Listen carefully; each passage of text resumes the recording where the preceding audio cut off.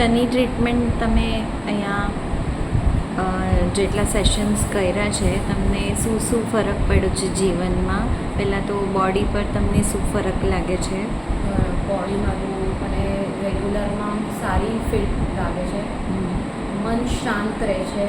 Okay. પહેલાં લાઈફમાં ઠેરાવ નહોતો, હવે લાઈફમાં ઠેરાવ થયો છે. ઘણી બધી જગ્યાથી બધા પ્રોબ્લેમ્સ બહુ હતા, એ બધા પ્રોબ્લેમ્સ સોલ્વ થતા લાગે છે.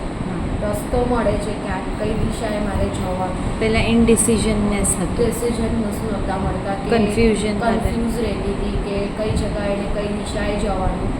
તો થોડા રસ્તા પણ ખુલ્યા છે. આર્થિક રીતે લાભ થયો છે, મળવા લાગ્યા છે, સ્ટાર્ટ થઈ ગયું છે. મનમાં પોતાને શાંતિ ફીલ થાય છે, પણ ફીલ થાય છે. નેગેટિવ થોટ્સ આવતા હતા એ પણ બંધ થઈ ગયા છે. ઓકે. રેમેડીઝ જે કરવામાં માટે આપી એમાં તમને આનંદ થયો કરીને? મને રસ્તાને વિશે જે રેમેડી કીધી હતી એ બધા રસ્તા પણ મળતા હતા અને થઈ પણ જતી હતી.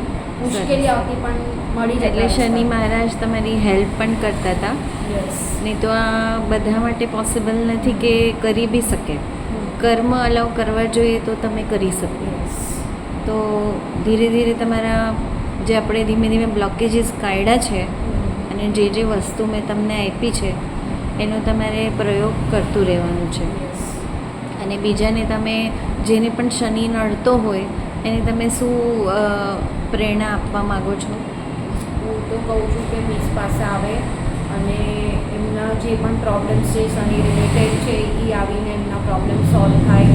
એ એમને રેમેડીઝ ને બધું આપશે, યોગ્ય માર્ગદર્શન આપે કે જેનાથી આપણને આગળ જના રસ્તા બધા ખુલી જાય, લાઈફમાં ઠેરાવ આવી જાય, જે બ્લોકેજીસ હતા એ બધા ખુલી જાય.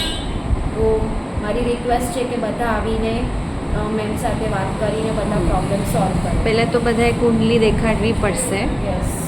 જે હું કુંડલી જોઉં છું એના હું પૈસા નથી લેતી, ફ્રીમાં કુંડલી જોઉં છું અને પછી નિરીક્ષણ કરીને અગર તમારા કુંડલીમાં શનિ દોષ હોય કે પિતૃદોષ હોય તો આપણે આગળ એમાં વધી શકીએ.